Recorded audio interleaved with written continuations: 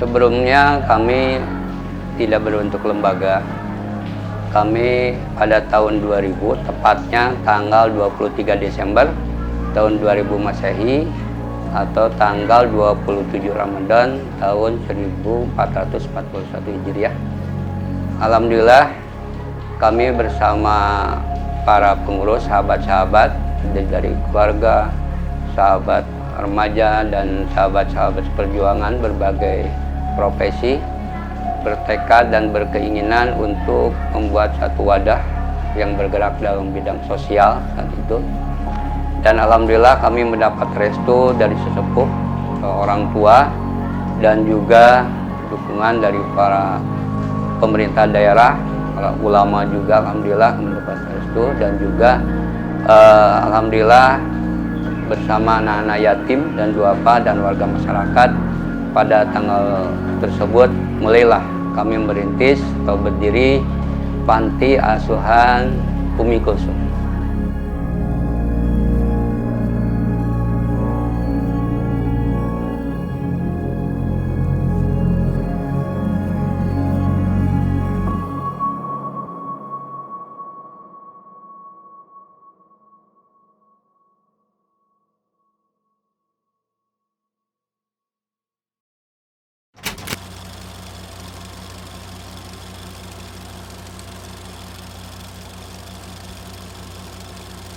Pada awal pembangunan, pada saat itu tanggal 4 bulan 4 tahun 2001, mulailah kami merintis ingin mendirikan rumah panti asuhan. Ya, kami saat itu tidak memiliki apa-apa, uang apalagi untuk membangun, melalui biaya sekian-sekian, kami nggak punya, ya istilah maaf itu, serba kekurangan. Tapi kemauan yang kuat, alhamdulillah, saudara kami dan pengurus juga, alhamdulillah, Pak Yayan, karena keahlian juga dalam bidang teknik, maka membuatlah cetakan batako. Mulailah batako itu dibuat gitu. Alhamdulillah sudah dibuat, alhamdulillah dibantu oleh tetangga warga masyarakat, mulailah berdiri panti asuhan yang tadinya 2 lantai baru selesai 1 lantai, itu pun dari tahun 2001 sampai 2003. Jadi selama 3 tahun untuk membangun lantai dasar yang ukuran kalau nggak salah 7 kali 12. Nah itu selama 3 tahun kami membangun, dan alhamdulillah langsunglah diisi oleh Panti Putra semakin berdatangan untuk tinggal di Umi Kulsum.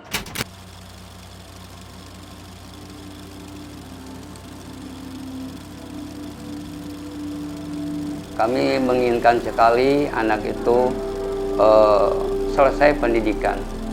Karena biasanya anak-anak yang maaf gitu ya, orang ditinggal orang tuanya dengan berbagai pengaruh lingkungan dan juga berbagai hal yang harus dihadapi, maka kami ingin berbagi dengan anak-anak itu untuk melanjutkan pendidikan dan juga ingin menambah ilmu bidang kebaikan atau akhlakul karimah, ilmu agama, dan juga berbagai keilmuan, ilmu tambahan yang harus anak-anak terima, yaitu misalkan skill ya atau keahlian. Jadi kami menginginkan berbagi pada anak-anak itu agar anak-anak itu menjadi anak yang berguna, bermanfaat bagi nusa, bangsa, agama, dan keluarga. Seperti itu.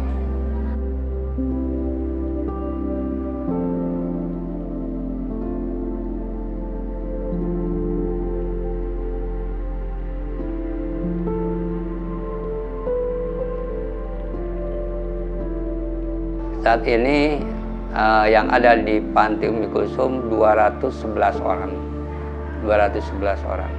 Jadi untuk putra 67, untuk putri 154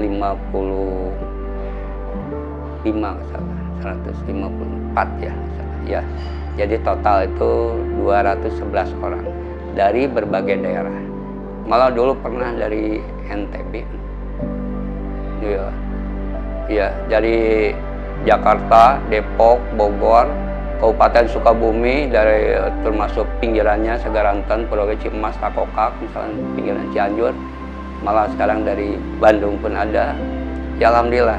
Jadi kami sudah tidak membatasi secara geografis dari mana, yang penting anak ingin belajar ilmu kami terima walaupun keadaan sudah padat.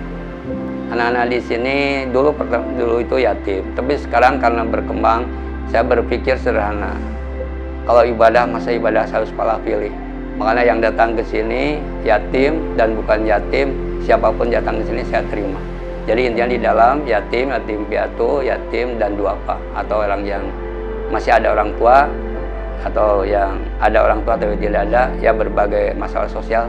Yang penting mereka ingin belajar ilmu, ingin dan taat pada aturan di sini, maka kami terima.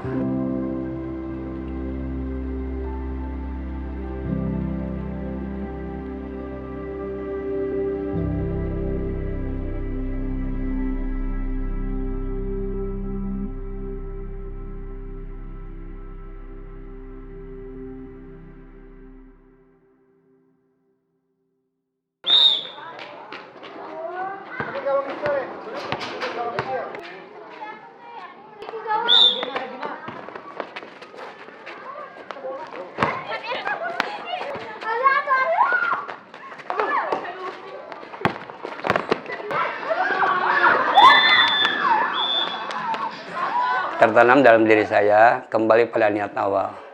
Tujuan kami adalah ibadah pada Allah. Maka dengan ibadah itulah kami otomatis tidak memalah milih karakteristik anak dengan status sosial anak. Yang penting anak ingin belajar ke sini, siapapun ya kami terima. Walaupun seperti Bapak katakan tadi sampaikan, yaitu ada yang maaf bandel atau gimana, ya itulah resiko kami untuk kami terima, karena kami sederhana saja, bahwa dengan berbagai karakter, dengan perbedaan A, B, dan C, justru itulah akan menjadikan indah dan menjadikan motivasi buat kami. Dan kami sederhana tertanam dalam diri kami, kalau kita mendidik anak yang baik semua, itu rasanya biasa-biasa saja. Tapi kalau mendidik anak yang asalnya sedikit ada permasalahan, terus kami menjadikan anak itu ada perubahan menjadi anak yang soleh, peningkat ilmu, itulah bisa menjadi luar biasa.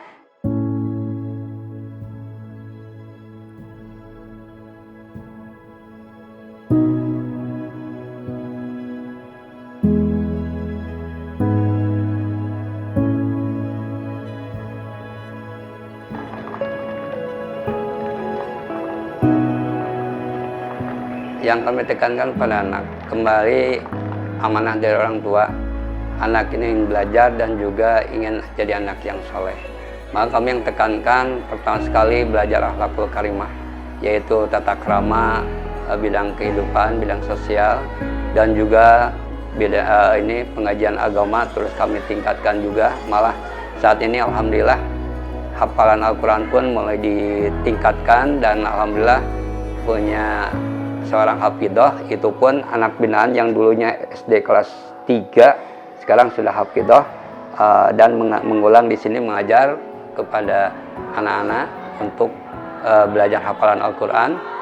Dan juga alhamdulillah anak-anak itu yang kami harapkan selain ilmu agama meningkat dan ilmu wawasan pengetahuan umum juga bertambah, karena ini wajib, dan juga plus tambah lagi ilmu keahlian atau skill. Ini pun kami wajibkan kepada anak agar menguasai, contoh seperti menjahit, pengelasan, terus kewirausahaan, ilmu IT, berbagai keilmuan. Alhamdulillah kami bekerja sama dengan berbagai lembaga, dari kursus menjahit dan juga dari dinas sosial atau dinas tenaga kerja. Alhamdulillah. Jadi anak-anak itu ikut pelatihan berbagai keilmuan, tujuannya seperti kami harapkan tadi, anak-anak supaya bisa mandiri dan juga soleh atau berakhlakul karimah.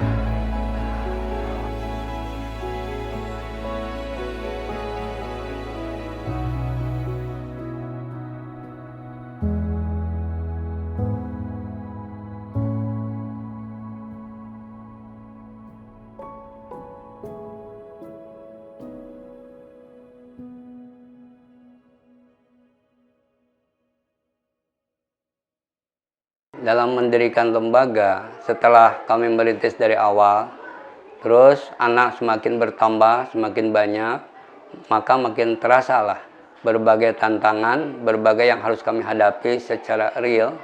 Misalkan dari permakanan, dari tempat tinggal, malah anak-anak pernah tinggal di masjid, dan juga pernah di istilahnya di rumah, seharusnya rumah itu orang tua saya di kontrakan, diberikan untuk anak-anak. Nah itu tempat tinggal dan juga permakanan sehari-hari dan juga untuk masalah pendidikan.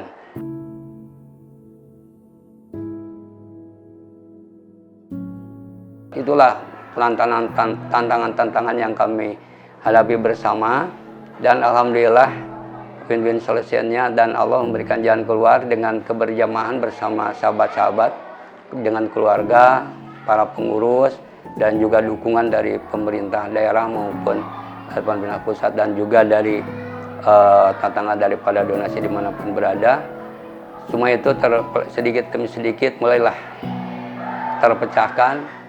Yang semula rumah kontrakan, rumah orang tua dijadikan tempat tinggal anak panti dan dibangun, dan juga pendukung dari berbagai lapisan juga alhamdulillah dapat mempercepat proses tempat tinggal anak-anak menjadi anak-anak itu terpisah putra dengan putri yang jarak agak sedikit ada jarak gitu ya, jadi nggak berdekatan karena tetap harus dipisahkan putra dengan putri. Dan untuk permakanan sehari pun alhamdulillah hingga saat ini dapat berjalan dengan lancar berkat pertolongan Allah SWT dan berkat keberjamahan dan kebersamaan alhamdulillah.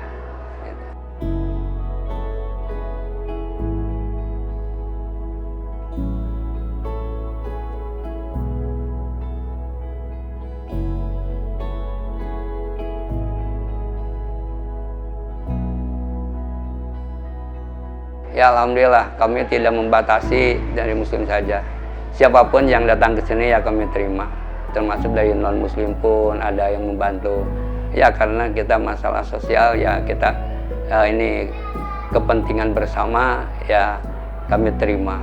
Ya seperti itu. Dari siapapun yang datang untuk membantu ya kami terima.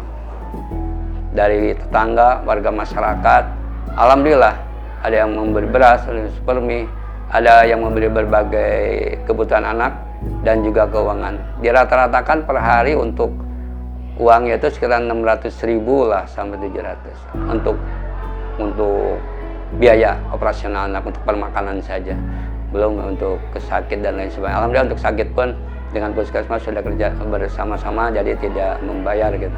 Jadi anak-anak alhamdulillah di sini sampai dengan sekarang permakanan alhamdulillah lancar.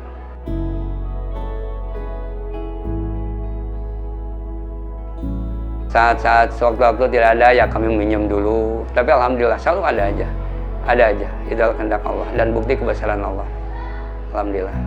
Sering nggak Pak merebut proyek dari dana pribadi? Ya itu relatif Pak ya, dari keluarga dari ini, tetangga ya relatif Pak.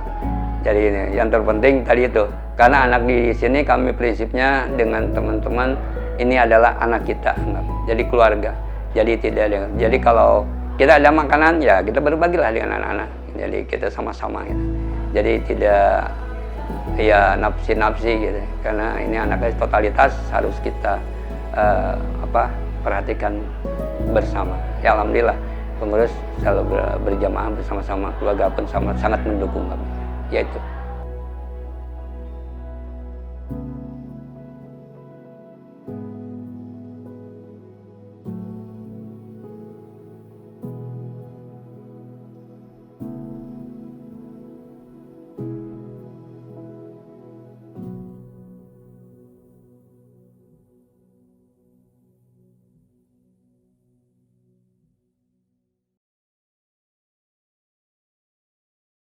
Nah, saya juga tahu kan Bapak tidak mengambil sedikit pun uang yang untuk anak-anak gitu. Kenapa Pak? Nggak mengambil dari situ? Gitu. Kalau dari jasa, Bapak berjasa gitu ya. Kalau dari jasa, kenapa tapi nggak mengambil dari situ? Iya, kami tidak mengkhususkan mengambil itu bukan apa-apa ya. Kami alhamdulillah kan hidup itu nggak terlalu mewah Pak ya, akan ditinggalkan. Sederhana saja, hanya cukup makan. Ya untuk makan, ya alhamdulillah kami sangat cukup dengan pendapatan kami sendiri. Ya pensiunan lah gitu lah. Dan juga air isi ulang dan sangat cukup. Jadi untuk kebutuhan anak ya prioritaskan anak yang sangat banyak, ini yang menjadikan prioritas. Malah kalau ada ya kami dengan saudara-saudara kami belajar membantu. Ya seperti saudara-saudara kami kalau datang ke sini yang membantu ke panti gitu untuk permakanan.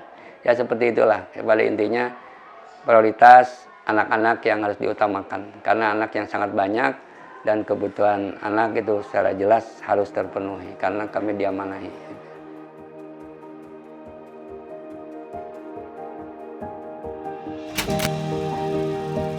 Jadi memang tujuan kami ya dari awal itu mendirikan lembaga itu bukan menjadikan perusahaan.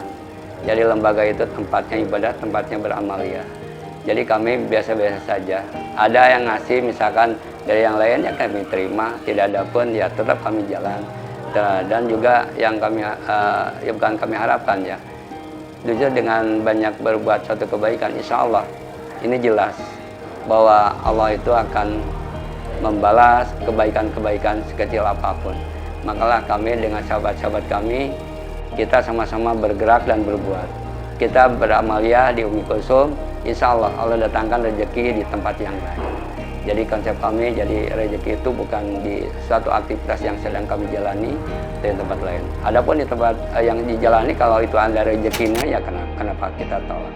Karena rezeki toh rahasia Allah. Seperti itulah. Intinya kami belajar beramalia dengan lillah, dan juga mohon maaf ini aja belajar. Kami ingin belajar dan belajar. Karena kami dengan berbagai kekurangan, maka inginlah kekurangan itu menjadikan kebaikan atau menjadikan tidak menjadikan keluhan, tapi kami jadikan kelebihan dan ya seperti itu.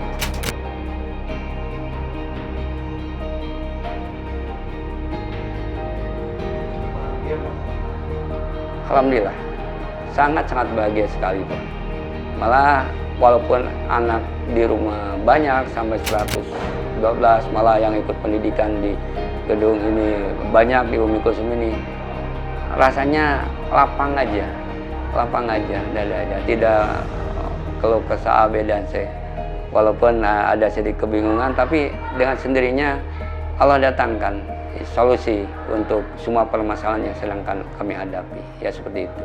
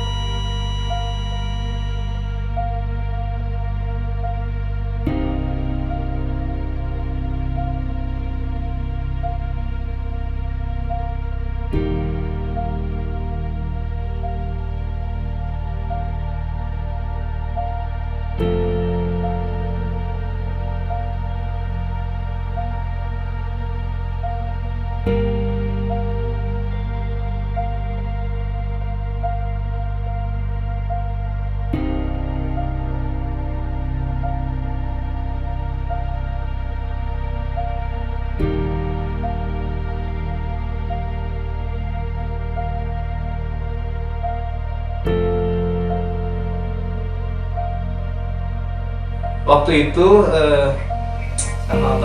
masih ingat saya waktu di depan rumah. Saya kira itu bukan bukan pengurus yayasan. Saya kira bukan Pak Haji Toib, dikarenakan apa? Karena beliau suka suka berpakaian sederhana, pakai celana mungkin sontol, terus pakai peci biasa. Dikira bukan orang-orang biasa, nggak dikira saya. Ketika masuk rumah beliau, yang mana sih Pak? Tadi saya di luar pun saya sudah melihat, tapi saya nggak tahu. Ketika di dalam langsung saya cium tangan di dalam. Itu ketika pertama bertemu. Saya pernah diajak ziarah waktu itu ke Suryalaya, Tasik. Waktu itu berangkat jam pada subuh. Beliau ketika naik bus, saya perhatikan dari mulai naik sampai dengan beliau selalu buka baca kitab sebelah kiri.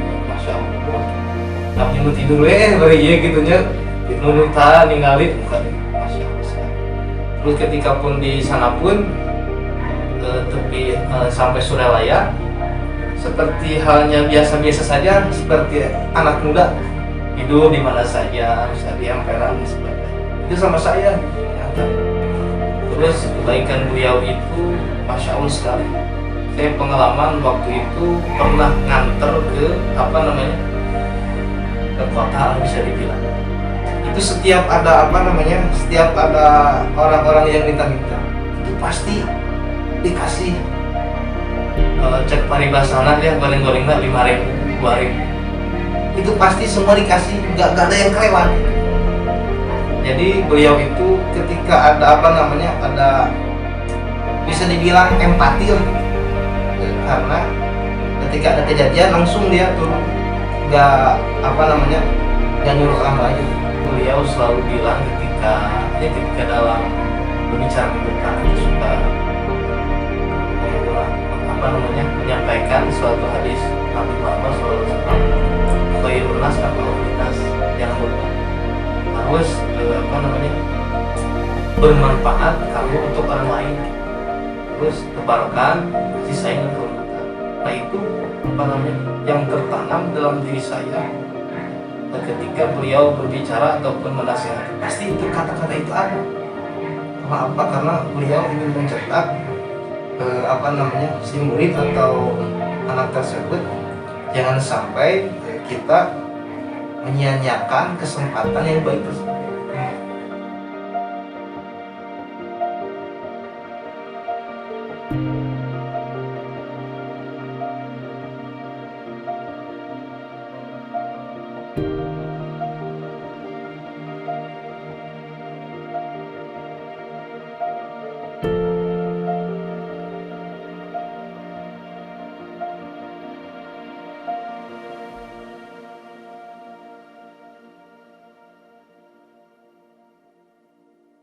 Beliau sosok yang sangat baik, memberi pertolongan tanpa pamrih gitu maksudnya. Saya disekolahkan di sini, diberi pembelajaran agama, ilmu sosial, ilmu keahlian memasak dan lain-lain. Semua saya dapat di sini. Yang membuat saya bertahan sampai sekarang karena kebaikan beliau yang sekarang menurut saya masih ada sampai sekarang gitu. Lemah lembutnya, kasih sayangnya, kedermawanannya yang begitu sekarang masih ada sampai sekarang.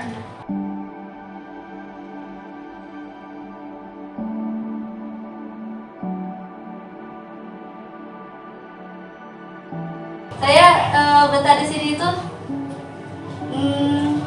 kenapa ya Pak ya? Gak tahu aja, hati saya suka aja gitu di sini gitu. Walaupun saya waktu itu pernah pesantren di Renget gitu ya, sama almarhum saya dikirim ke Renget untuk belajar Al-Quran gitu ya. Tapi nggak tahu kenapa gitu, walaupun di sana saya kurang gimana ya, kurang merasa nyaman, lebih nyaman di sini gitu.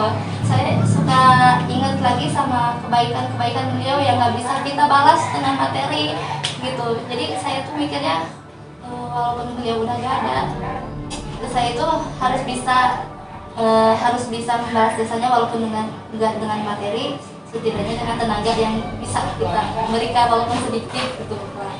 Karena impian beliau itu, beliau ingin sekali di tengah-tengah kota ini beliau ingin melahirkan para penghafal Quran gitu. Saya ingat kata beliau, Bapak itu pengen di tengah-tengah kota ini melahirkan para penghafal Quran. Jarang di satu kota ini maksudnya yang hafal satu Quran atau beberapa surat sejarah, apalagi pada saat sekarang. Tapi saya yakin keinginan beliau insya Allah gitu pasti akan terwujud insya Allah gitu. Kalau ibu saya teringat jasa-jasa almarhum suka nangis Pak, soalnya 1001 orang kayak beliau gitu yang mau membantu suatu keluarga yang waktu itu sedang jatuh-jatuhnya gitu. Ibu saya selalu bilang kalau misalkan kakak punya ilmu ataupun nanti suatu saat datang jodoh, jangan pernah tinggalin yayasan, jangan pernah tinggalin Umi Kulsum. Sedikit banyaknya ilmu yang kakak dapat harus bisa diamalkan di yayasan biar berkah gitu. Jadi dia jangan sampai lepas dari yayasan, karena yayasan itu udah menjadi sebagian hidup kita dari waktu kecil Bapak gitu. Jadi banyak banget membantu kita waktu pas kita lagi susah.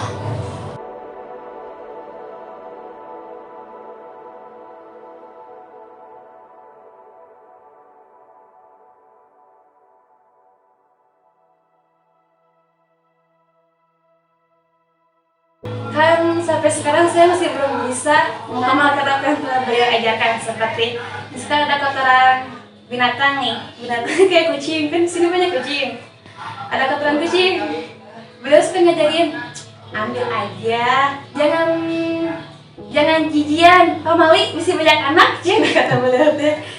Beliau menyentuh langsung pakai tangan tanpa pakai tisu, tanpa plastik, diambil langsung. Ini buang, kan ada air banyak. Sampai sekarang saya belum bisa menerapkan hal sepele kayak gitu. Terus kalau kayak semut, ada semut kecil di WC. Ara, semutnya jangan dibanjur, kata almarhum teh.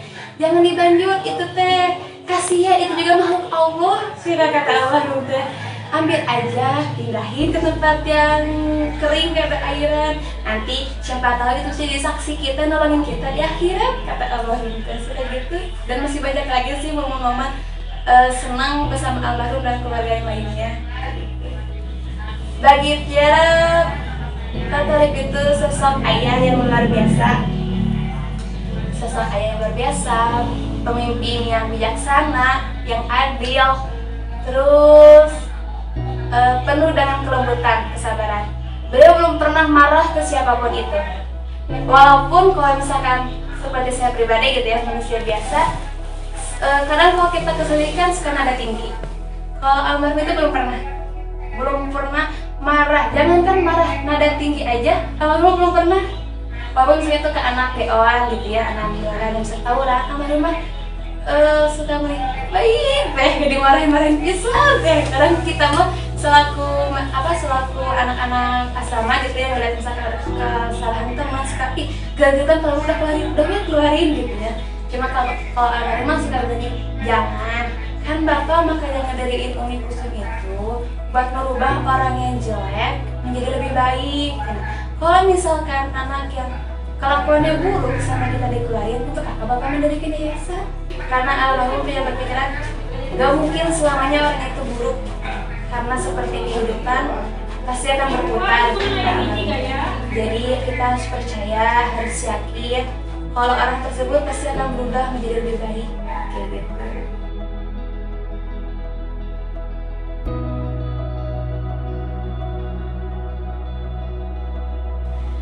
Yang paling dirindukan dari beliau banyak yang dirindukan dari beliau.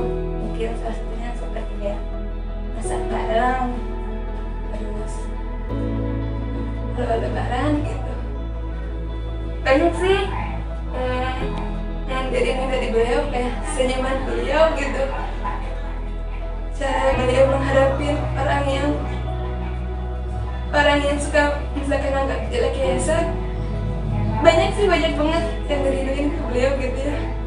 Soalnya kan beliau mah bagi saya juga udah bukan seperti orang lain, tapi udah kayak bapak kandung gitu ya. Soalnya kan udah dari 2012 juga gitu, dari kecil sama beliau dibimbing, diajarin bahasa Sunda gitu.